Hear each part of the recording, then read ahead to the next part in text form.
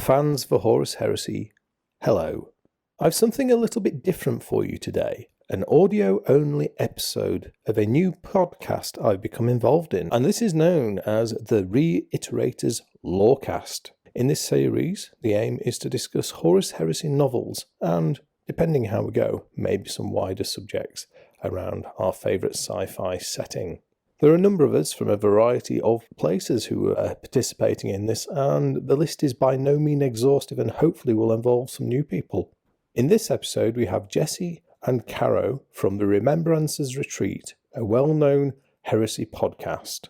We have Faton from Dantioch, who has a YouTube channel who focuses on the Horus Heresy, and it's all hosted by Robin.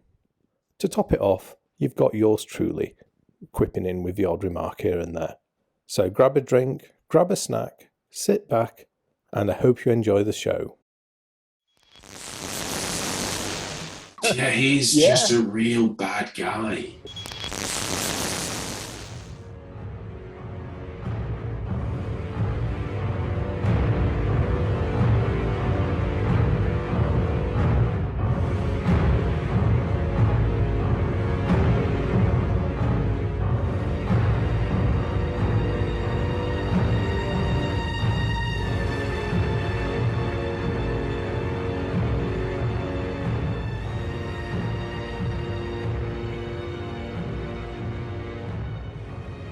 Good evening and welcome to the first ever episode of the Re-Iterators Lorecast, the podcast where we aim to make Warhammer lore more accessible to everyone, beginners and experts alike. My name is Robin and I will do my best to guide you on this journey into the grimdark future of the Imperium of Man. Today I'm joined by the very best warmongers, rememberancers and heretics that Twitter had to offer and were available at short notice. We got Jesse and Cara from the Rememberancer's Retreat podcast. Hello.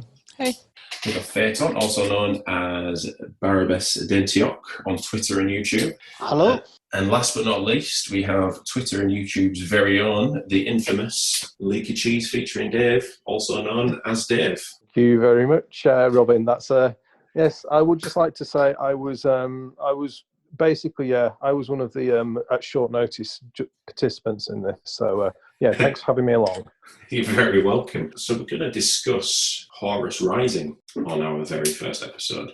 For me, it made sense to start at the beginning, not necessarily the very beginning of the Warhammer timeline, but the beginning of the heresy itself. Just a quick double check, we've all read the book, haven't we? Yes. Yes. Yes. Maybe. Honest, yes. Yes. I've listened to it as an audiobook, let's say it like that. That's fair. That counts. Same here. The audiobooks are really good. Really, really good. I think the Black Library audiobooks are some of the best audiobooks you can get, if I'm being perfectly honest. Can anyone remember the name of the voice actor who read Horus Rising? Oh, I should know this. Evil or French? I should know this because I asked his permission to use his audio recording in a video I did. Toby Longworth. Correct, Yeah. Yes. Toby Longworth.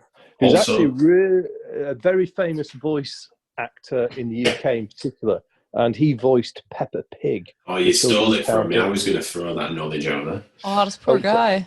Oh, sorry. Right, that's me slapped down. It's all right, don't worry. So, in terms of our experiences with the lore and Warhammer as a whole, I'm relatively new to the whole lore aspect of Warhammer, coming into it a good 20 years after beginning in the hobby. So it's all very new and fresh to me. But obviously, we've all got very different backgrounds. I mean, yourself, Dave, how long have you been reading the books? How long have you been absorbing the fluff, as it's known? Well, myself, I think I'm probably what's called the old fart of the group. And I first got into Warhammer 40,000 back in 1988 as a snotty-nosed, spotty 13-year-old. So yeah, quite a while now. And in 1988 was kind of like at the genesis of 40k. It was a year after it was released. Yeah, and I suppose I've been into the hobby on and off ever since. Kind of as a lot of people do.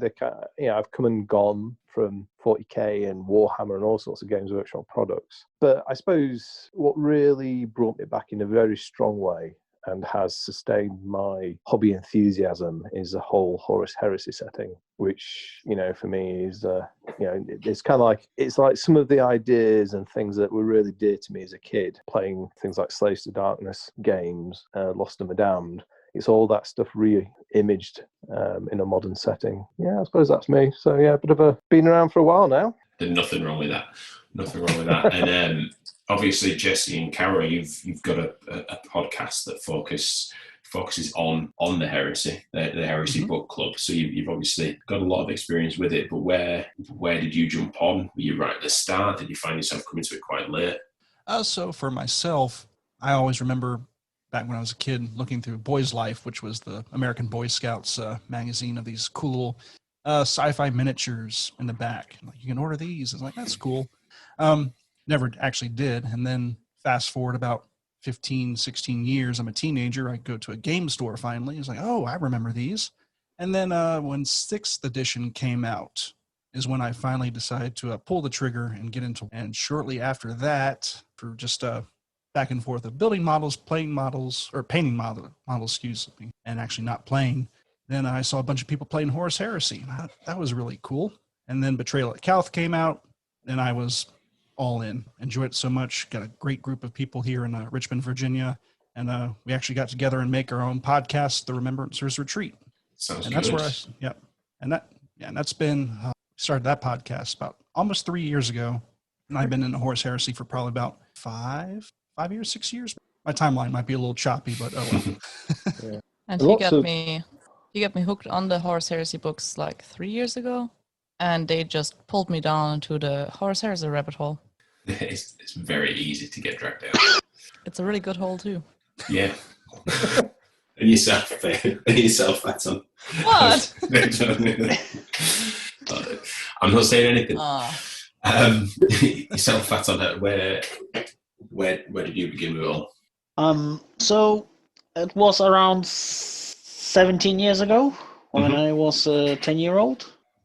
My bro was going to, we were living in a village, and my bro was going to a school in a small town. And then he went through the city, and there was like a toy store. And there he saw Thousand Suns, like the old metal ones with the Egyptian heads and bolters. And he said like, oh, wow, Faton, you have to join us. You have to see this. There's like a game where you build, paint, and they have like Egyptians with guns. I was like, stop lying. Egyptians use chariots. And then we went like to the store, and I bought a box of Space Marines, and he as well. Then I've like started playing Warhammer 3rd edition, and then I made a break from 6th edition on, joined 8th edition, said this game is not for me.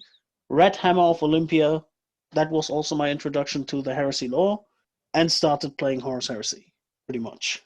So all of us kind of came into it, by the sounds of it, with the exception of Kara, from the actual Warhammer 40k side of things into the heresy, which I think is why Horus Rising is just the perfect stepping off point, because it gives you an introduction to where it all began, really, I guess. But before we jump onto the story itself, I think it'd be interesting to just discuss the author, Dan Abnett, because as Dave was telling me just before we started, he's got a much bigger background than just writing Black Library novels. So I'm going to pass the floor to Dave to give a bit of a background on that and just.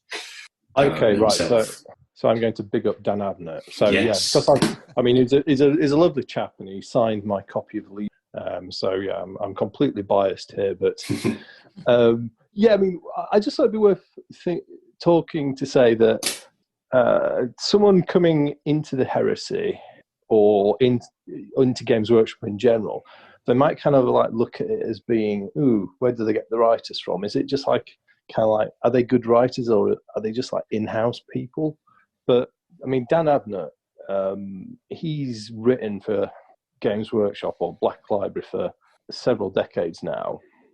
He wrote the Ravenor series, the Eisenhorn series, should I say, around the Inquisitor, which included the novel Ravenor, which was came quite a while before the Heresy. That's very well known.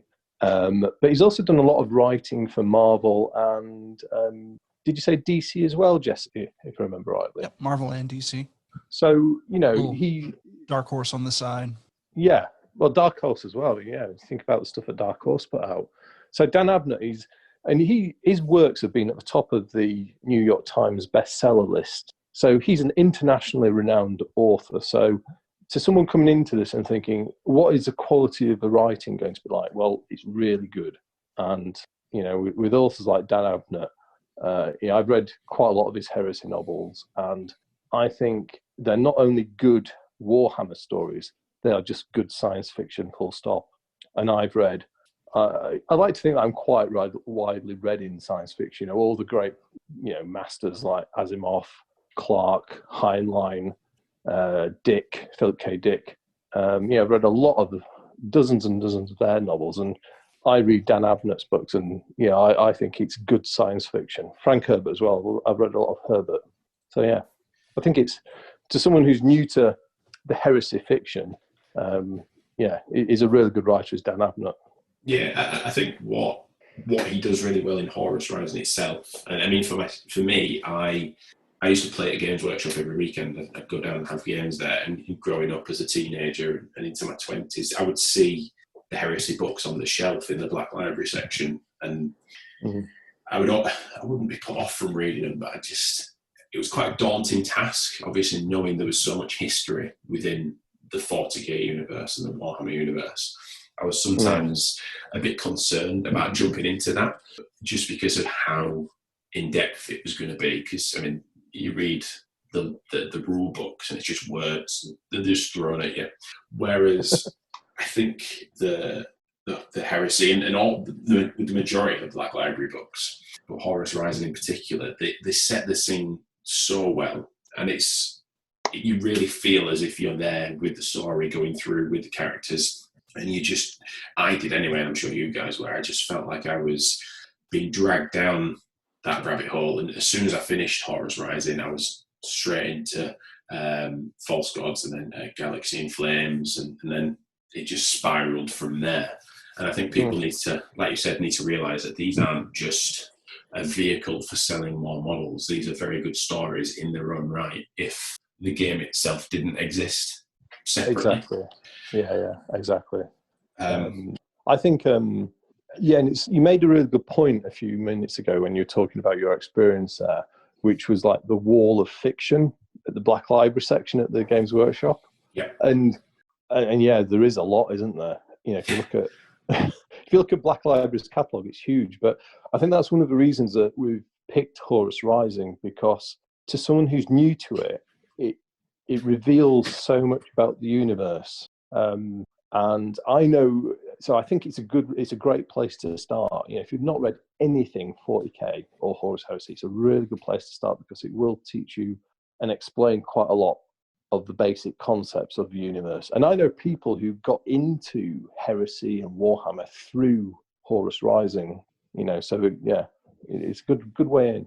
It gives you a better idea, in my mind anyway, of how the universe works and how the rules of the universe, better than the codexes, better than the rule book. The way that it explains how the legions are made up, and the rank structure of the Space Marines and things like that, you get a much better feel for how that works. And certainly for myself, that spilled over into my gaming and my painting and my hobbying, because I took what was in these books into it. And I think it might not be for everyone, but I think anyone who only hobbies and only games and only plays, you can get a lot from the books. And if you don't hobby and play, you'll get a lot from the books anyway, just from the stories.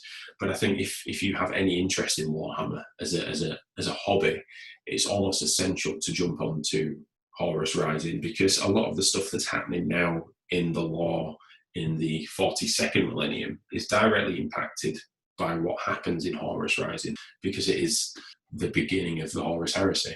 Yes. So I guess that is a good segue into the story itself. Yes. And the Horus Heresy, of course, is an origin story, isn't it? It is the origin story of the whole 40k universe. And again, that's why we want to share it, isn't it? Yeah, the entirety of how the 42nd millennium works is because of what happens in these books. The Emperor of Man didn't have a vision of the 41st millennium where it was only war. He envisaged something completely different, and it's the events of these books that were the catalyst in changing what he thought he was doing with his Imperium. So even if you just play a Warhammer 40k, you play Space Marines there, it's still good to read these books and get a feel of where they came from.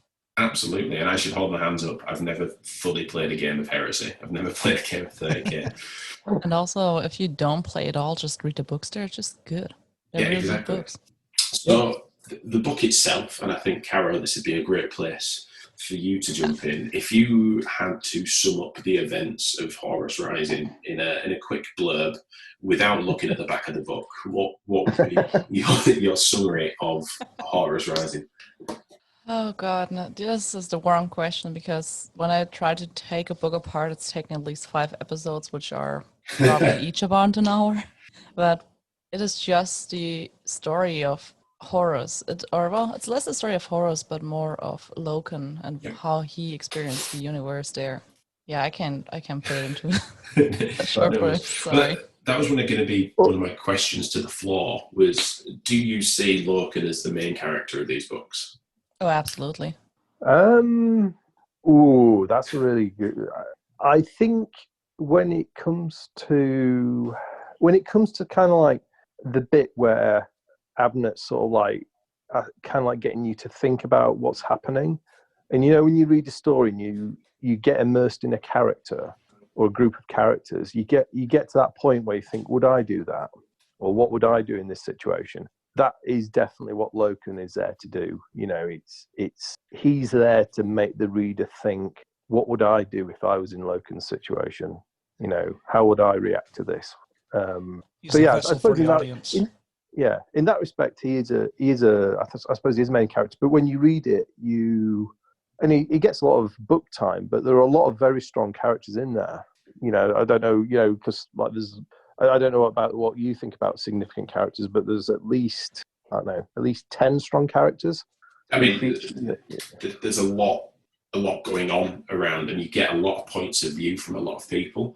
And what I found was quite interesting for myself reading it is that Horus is a big part of the book, but and I might be wrong in this, but I don't feel like you ever get his direct point of view in the story. You never see the way that he's thinking about things. It's more through Lorcan, or there's large sections of the book that Ignis Carcasa, who's one of the Rememberancers, you're following him. I mean, there's whole chapters of him in, I can't remember what planet it's on or if the city has a name, but the one that's been ransacked and it's just on fire, and he's finding street art and writing poems about it.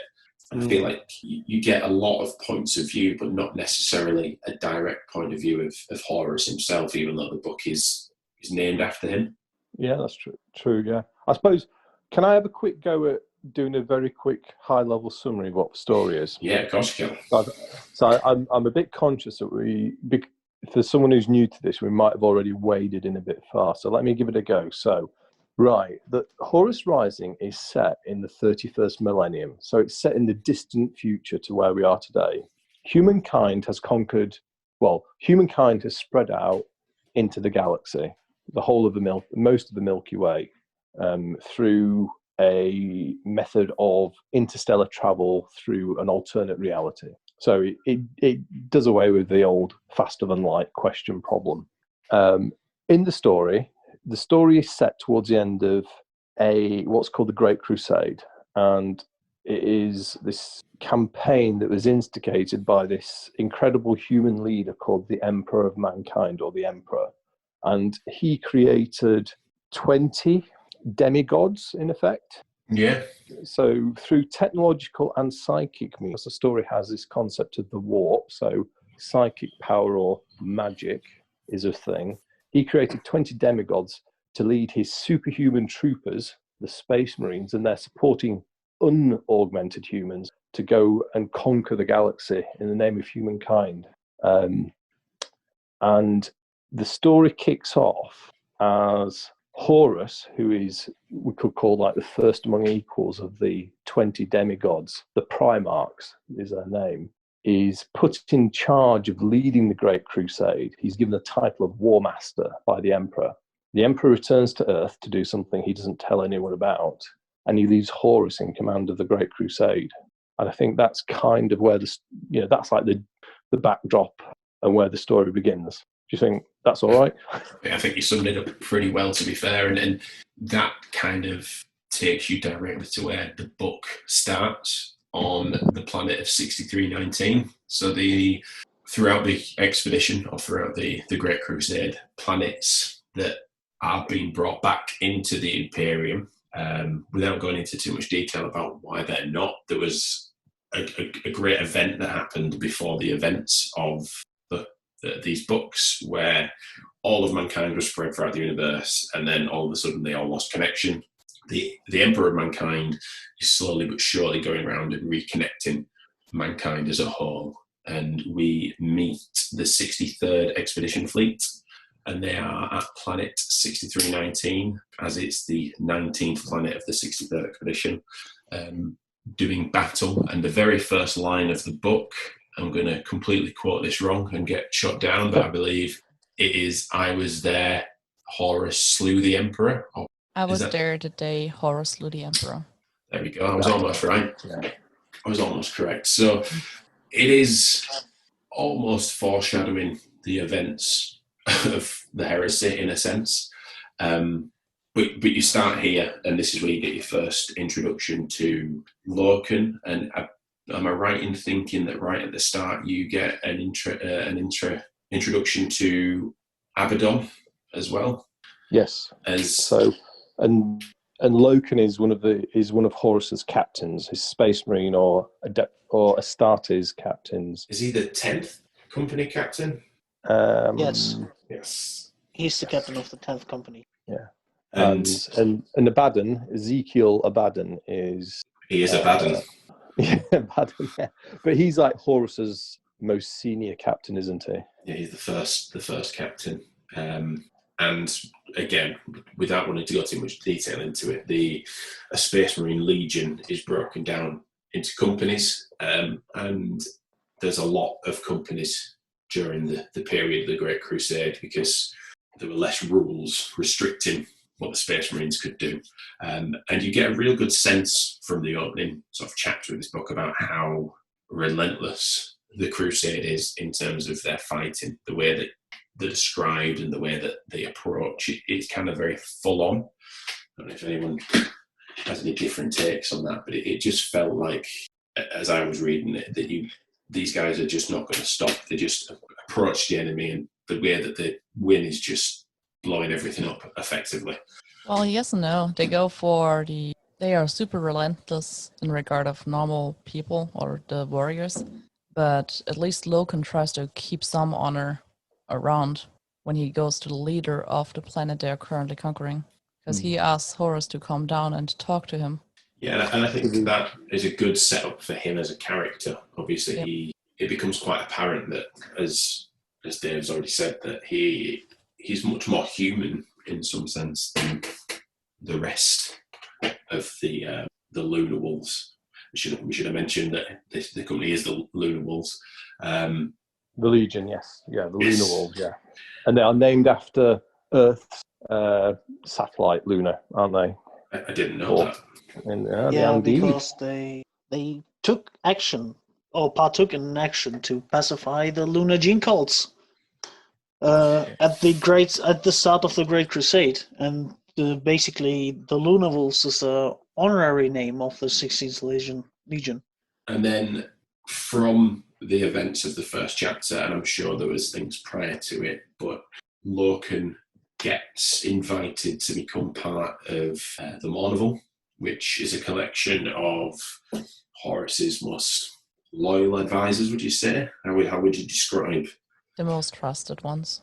There is the Mournival. It's a group of his foremost trusted captains, but it's not like an official rank, is it? It's very informed, but at the same time very ceremonial at the same. And they're there to, I suppose, like act as act almost like a sounding board sometimes for Horus to bounce ideas off.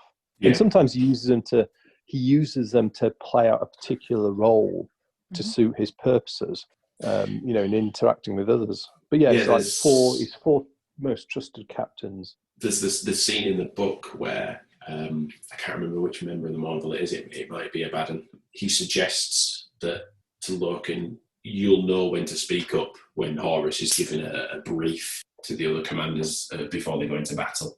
And it's almost preordained by Horus and Abaddon when Logan speaks up, and that's when they're going to go into fight. And they're almost used to manipulate the rest of the commanders at the table to Horus's will, without Horus having to do any of the dirty work himself, in a sense. Yeah. Although in that particular instance, Horus wasn't acting in a malevolent or a malign way. He just wanted.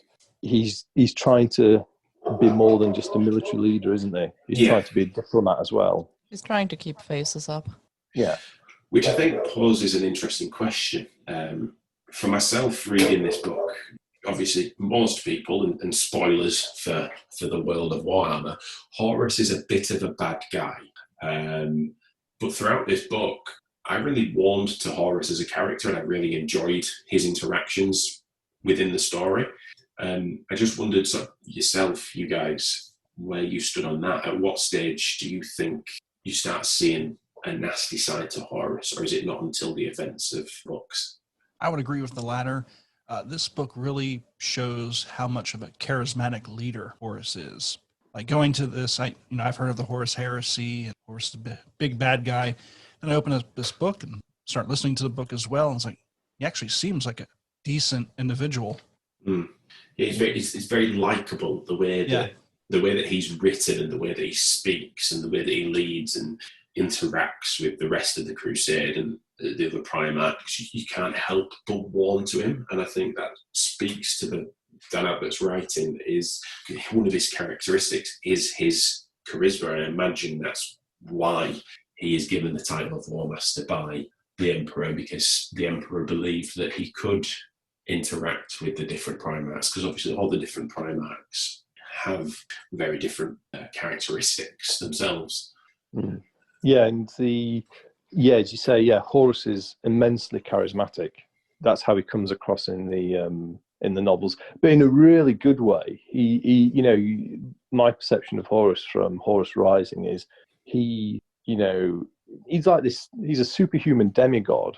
But at the same time, he's being given enormous responsibility, and he desperately wants to prove that the Emperor is, in effect, like the nearest thing he has to his father or parent, let's say, has not made a mistake in placing this immense responsibility in Horus, and he really wants to live up to that responsibility and fulfill it to the very best of his ability. But he also knows he's got to keep all of his brothers on side, so the other 17 surviving Primarchs and a whole host of other people who are supporting him.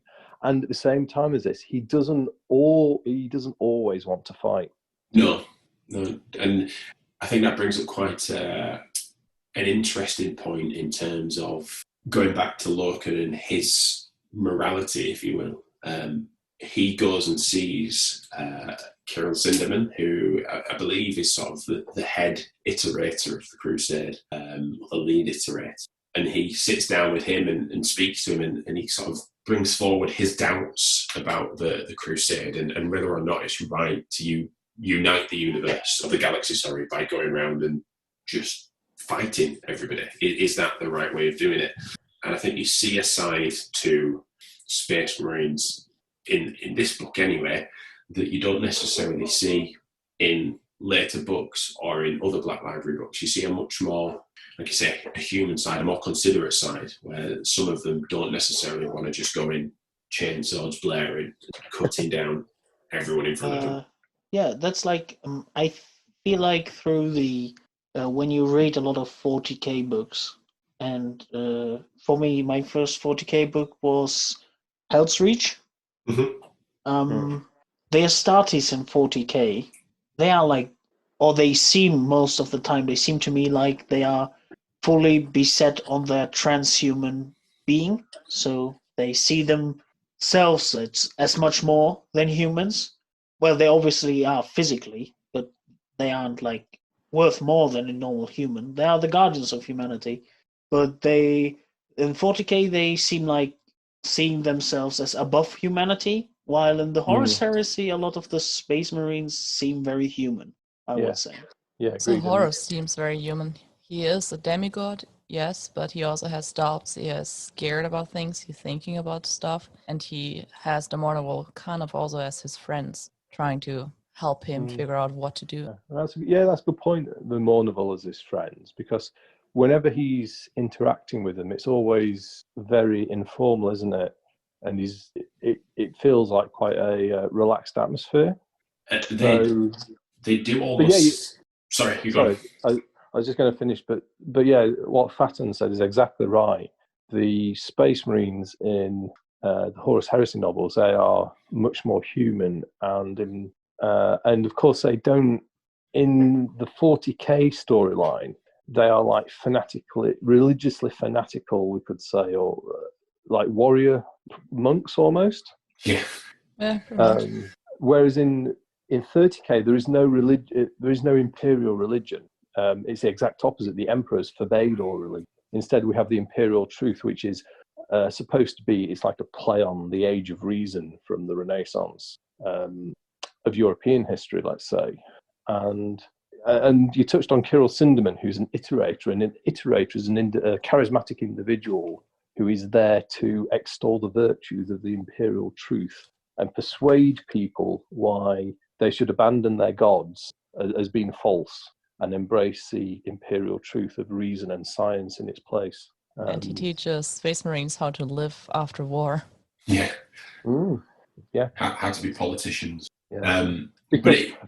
And that's thinking about, the Great Crusade has an end. And after that, the Space Marines, well, we could go off a bit of a tangent here, but, clearly they're going to kind of like be the guardians of the Empire as opposed to its conquerors.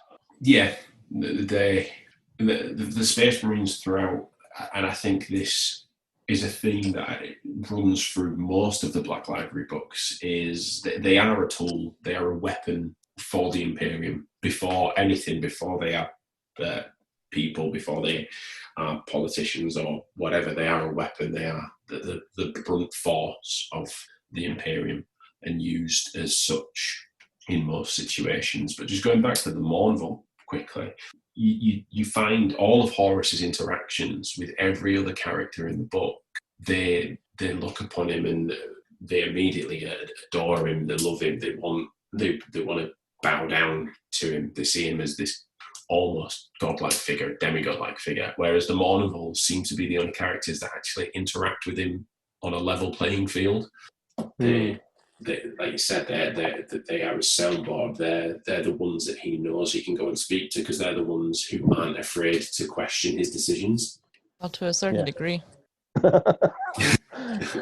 He also gets mad if they really go against his grain. But he's only doing this in private to them. Yeah. Meanwhile, with all other leaders, he's still the charismatic, nice, perfect leader. Yes, he does. Yeah, you're right there, Caro. He does let his uncertainties rise in his private discussions with the Mournival, but it doesn't show in public. So once, obviously, we've had all these introductions to the characters and we get a feel for them, they then go to the Whisperhead Mountains on planet 6319. Yeah. And then this is kind of where things start to go. Sorry, I'm sorry for interrupting you there. No, it's all right. We missed out actually on a really seminal event about setting the tone of the book. And it's kind of like, so the reason, like the whole bit about 6319, so as the Great Crusade comes forward, when it comes across systems that are occupied by human civilizations, they always start by trying to persuade them to join the Imperium. Mm-hmm. And Horus sends a diplomatic mission, in effect, to meet with the Empire. the Emperor of this. He is actually called the Emperor of the Imperium of this planet 6219, and he sends his most trusted captain, who's called Hasta Sejanus, as the leader of that mission. And they go in peace to meet this guy. Unfortunately, it ends terribly, and Sejanus and his Lunar Wolf bodyguard are cut down in cold blood. In effect, they're pretty much murdered when the Emperor takes exception to their message. So the whole thing kicks off with this happening, and there is a sort of like loss for Horus there, because Sejanus was his. It was his, his most favoured of the favoured, wasn't he? Almost like his closest friend, and that then also Sejanus, unsurprisingly, was one of the 4 captains of the Mournival. So it opens up a spot in the Mournival, which is like, well, who is going to fill this? So would someone else like to pick up that bit? So I'm not talking all the time. Yeah, well, obviously that is where the spot comes up for Garviel Lorcan within the Mournival. Now, it's been a while since I read the book. Does he just go? Do you just get introduced to it straight away? I can't remember exactly. No. Go on, Dantioch, you can go. Okay.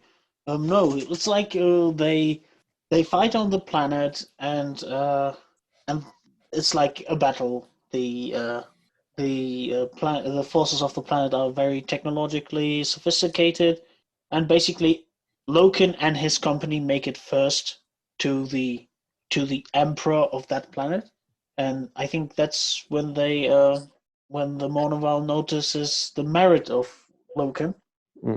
Yes, he beats Abaddon there, doesn't he? He's speaking to him over the radio, and he almost has a bet with him that he'll get there first. He was not the only one they were thinking about introducing into the Mournival, but Dorn recommended Logan, or was at least happy that Logan joined in eventually.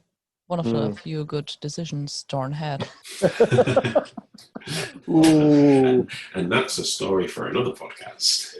Sorry. Imperial Fist players, we are sorry. The first mention of your Primarch, he's got a roast. And all he does is build walls, and he's not even that good at it. They don't hear it anyway. They are busy building sandcastles on Terra. And just to add to what Caro said there, one of the other Mournival captains, who is called Tarek Torgadon, also he in effect proposes Locan as a candidate, so acts as like his sponsor. His sponsor, yeah. And that then, along with Dawn's advice, and Dawn is Rogel Dawn is one of the Primarchs, so one of Horus's brothers. I think that's what precipitates Locan's promotion to the Mournival. Yes, it's definitely what sways Horus's opinion. And then from that, we kind of get led forward. This is skipping a bit, obviously, but to him being inducted into the Mournival under a full moon. And at this point, Locan is again questioning his decision whether to join or not, because he sees it as almost going against the imperial truth, because it's, I can't remember how he describes it, but he doesn't like sort of the tradition of superstition and that kind of thing that he feels this induction carries, having to do it under a full moon, because it goes against the imperial truth. And before we move on to the Whisperheads, doesn't he? Yeah, he doesn't like that kind of that outlook. No. He's very much a better book guy. Yeah, and he gets teased for it fairly regularly by the other members of the Mournival for being so straight-laced. But after that is when we get introduced to the resistance at the Whisperhead Mountains. I mean, before we jump forward there, has anyone got anything else to add to where we're at this point with any other characters that you'd like to discuss first?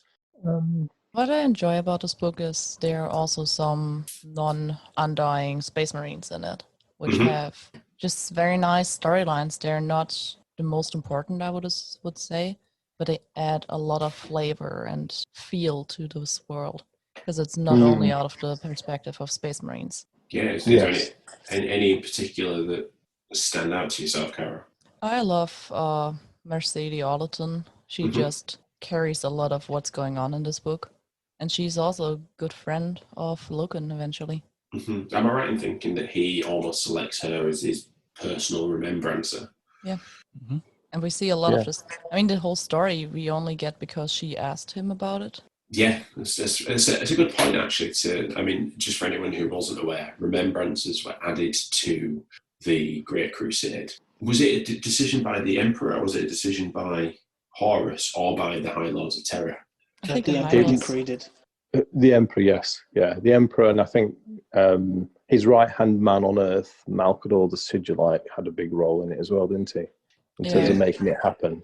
So they come along to effectively document the whole crusade, and they met with some resistance from some of the crusade, I think it's fair to say, but obviously Logan accepts Ollerton to come on and be his own personal remembrancer. And there's a lot to be said that the whole of, not just this book, but all the books are through the stories and the eyes of the remembrancers, because it's what they've seen and what they've recorded, and that's the story that we're getting, if that makes sense.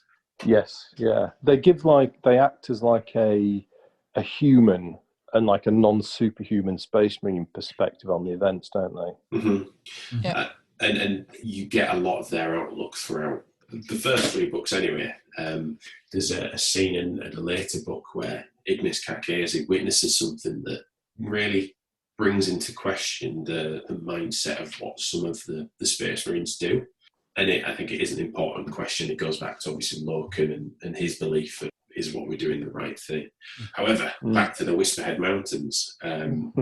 One other thing just about the Remembrancers. The other thing about them as a plot line, as well as being humans, they represent artists. Yeah. Mm-hmm. So they are they're writers, poets, they are photographers, they are painters. So they're as well as being humans as opposed to these, superhuman space marines, they're also artists as opposed to military personnel. So that's another really interesting narrative construction that Dan Abnett created in the book. Yeah, and it just goes back to it's just a completely different point of view to everything. Their outlook throughout the book is always a real counterpoint to what the Space Marines are doing. They're always there, but they're always questioning what's happening and wanting to see. And I believe the Whisperhead Mountains are the first sort of period of event where they're allowed to go and actually see what's happening on the ground.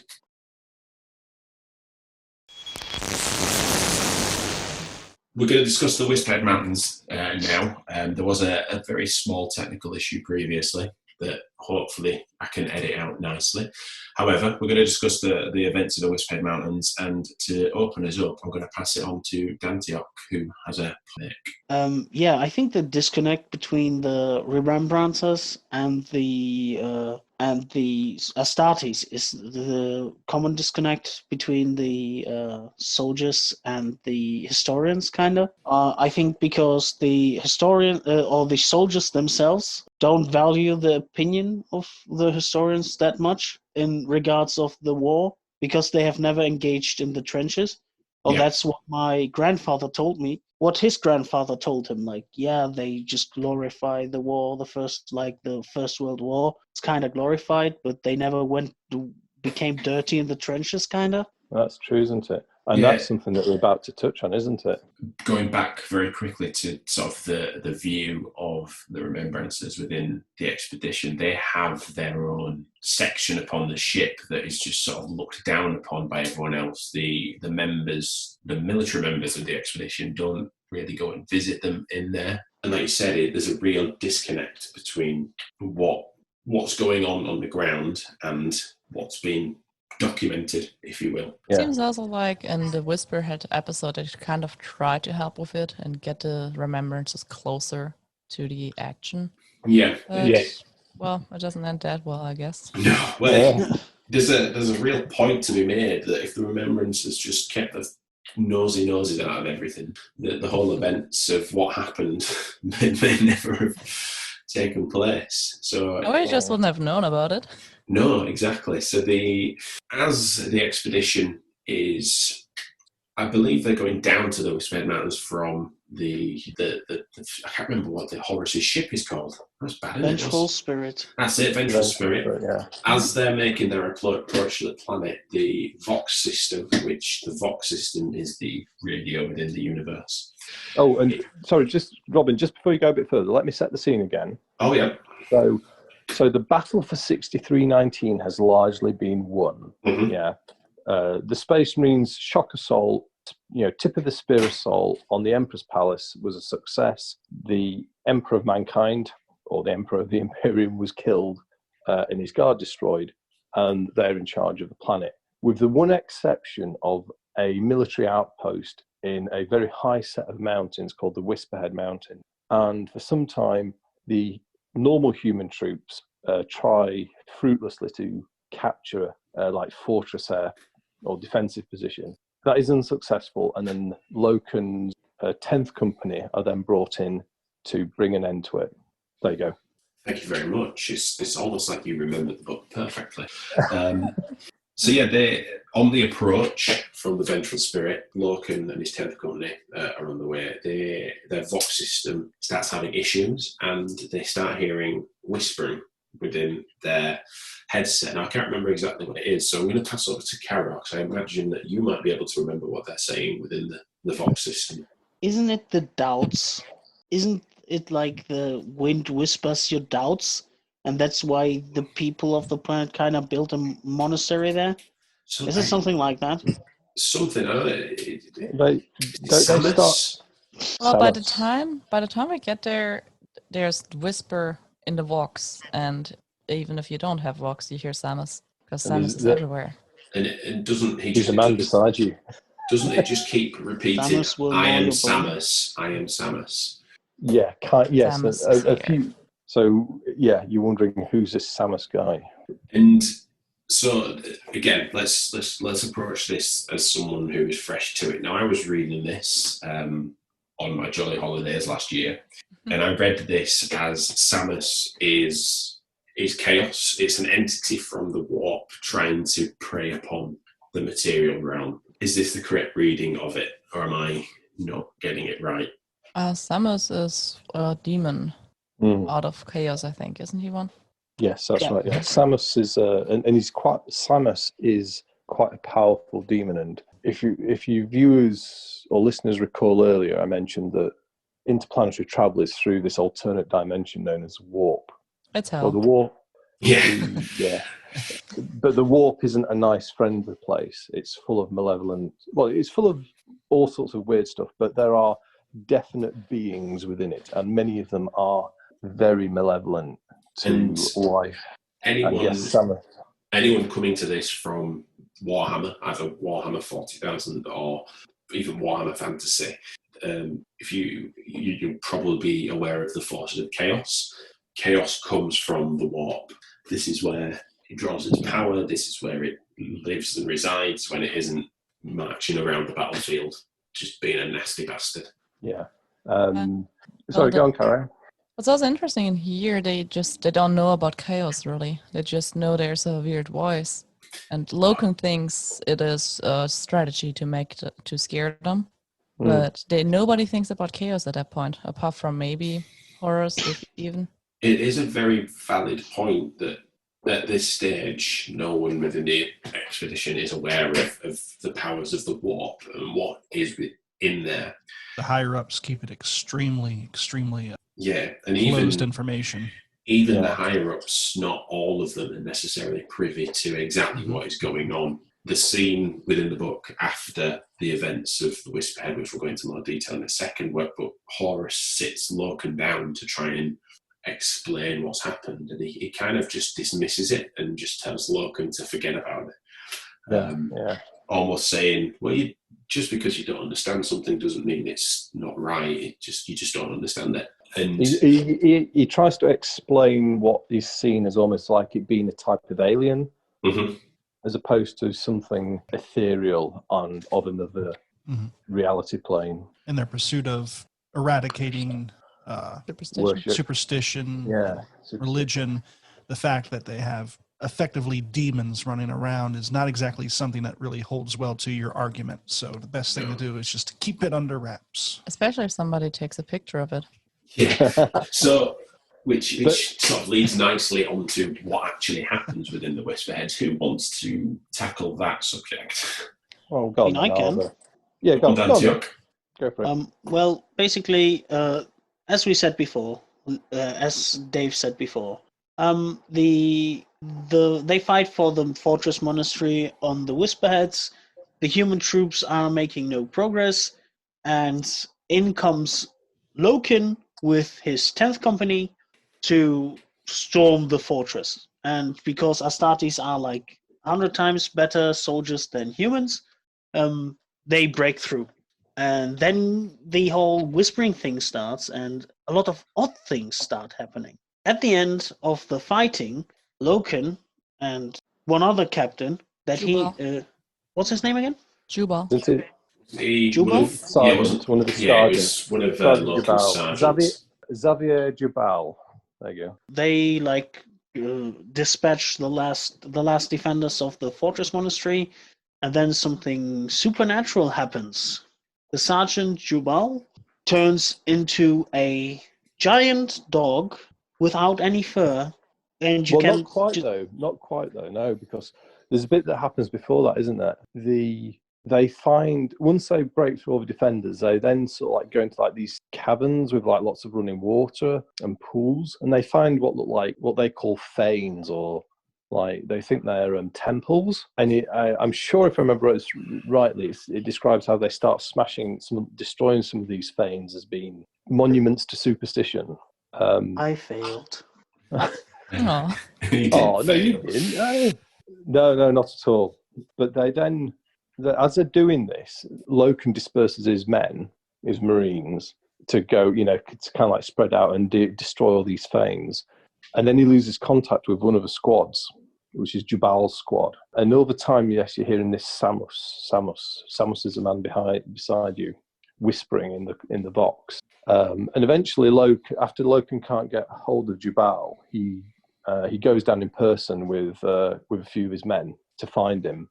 And he finds Jubal in one of these fanes, but it's only Jubal and his squad's vanished. So he's like, Jubal, what's going on? And he's sort of stood there, isn't he? And he starts talking about, can you hear it? Can you hear it? Like Logan's like, can I hear what? I don't know, can hear you. Where's your squad? And then Jubal he goes nuts, doesn't he? He attacks everybody. Starts shooting their own unit, effectively. So he guns down some of the Marines with Logan, and then Logan gets into a big scrap with him, doesn't he?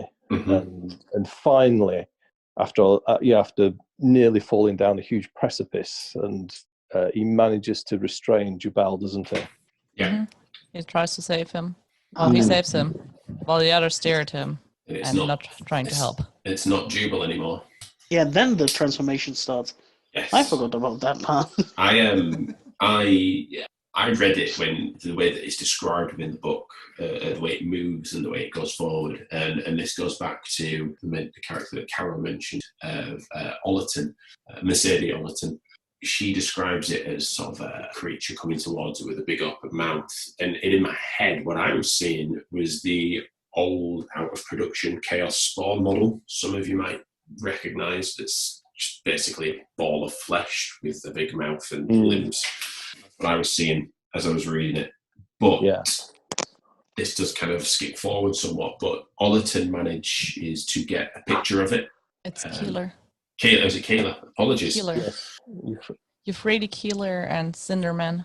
They were on the planet and wanted to come down and interview some of the returning warriors. That's it. And Keeler is a photographer. Yep. Or a pictographer, I believe they're called in the book. She starts taking pictures, and then when the pictures develop, it's almost as if the outline isn't there, but it is there, and it's doing things that it shouldn't really be doing. And that is the effects of the warp that is doing so. Because what has happened is this is like where you get the really interesting kind of like, like bit of showing about the ignorance of, these Marines on the Great Crusade. the reason why the last defenders of 6319 were defending this place so desperately is sometime in their history, someone had defeated Samus and entombed this demon in the mountains. So it was well away from everyone else, and they were desperately trying to stop anyone getting to let it out. Logan smashes in, wipes out these last defenders, destroys the Fanes, and then Samus is able to manifest himself by possessing Jabal. It's a moment in the story where all of a sudden some of the characters are like confronted with something that doesn't fit with their version of reality. And this goes back to Lorcan questioning things and asking about the morality of the expedition, because Abaddon takes him to one side and tells him not to speak of what happened again, and he's struggling to come to terms with this because obviously his men have died, and one of his men became a giant chaos spawn creature demon, and he can't quite come to terms with it. And that's when Horus sits him down and explains to him, as you said, that it's a Xenos, it's an entity from the warp, just like any other Xenos. Alien creature. Yeah. Yes, and alien being. He just doesn't believe it, does he? And that, I mean, how could he? No, exactly, after what he saw. And that is what leads on to sort of his further unravelling of his faith in the cause and what's happening within the expedition and within his own chapter. And he can kind of trace it all back to this moment when he sat down with Horus, and he pretty much knows that Horus isn't telling him the full truth. It sort of plants a seed of doubt in his mind, doesn't it? Yeah. As to what they've been doing.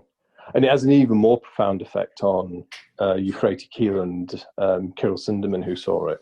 They sort of completely change their outlook on the expedition. But just a quick point back to that conversation, I could be wrong, but isn't that the point at which where Horus explains how he became the War Master and why the Emperor isn't with them anymore? Because the Emperor, is actually trying to master the warp, if you will. He's trying to build something that can control the warp as a whole and stop these kind of events happening. And that explains why the Emperor isn't there. And then Horus... Yeah, I was going to say then, but yeah, and then in the same conversation, Horus lets on that even the Emperor didn't entrust him with the information of what this thing is that the Emperor is creating. Yeah. You have more doubts about, as to what's been hidden, how much truth is being shared, and how much do they actually know, and is the Imperial truth real? Yeah, doubts begin to rise within the characters, but also you get a sense that Horus doubts his own ability as well. He's not 100% sure why it was him and wasn't one of the other Primarchs. Am I right in thinking that he mentions Sanguinius, the Primarch of the Blood Angels, as a potentially better option? Yes, I think that's right. But you can also see here that Horus has no idea what he's talking about, because if he would know, he would have said Perturabo of the Iron Warriors, but that's neither here nor there. What I also really like about this once again shows us how much of a person with feelings Horus is, because you can tell that he's hurt by the Emperor not telling him exactly what he's doing. Even though he's the War Master, he still didn't tell him exactly why he left, apart from the standard phrases of, I got better things to do. And you've got the seeds of doubt within Lorcan, not necessarily trusting what Horus has told him, but a real sense that there's some doubt in Horus in terms of what he's been left to do. Is he up to the task, and how can he possibly complete the task if the Emperor's not going to give him all the information? Which, without wanting to go into too much detail, is some of the things that begin to make him question his alignment with the Emperor, and the Chaos Gods effectively use that against him. It's a moment that reveals it.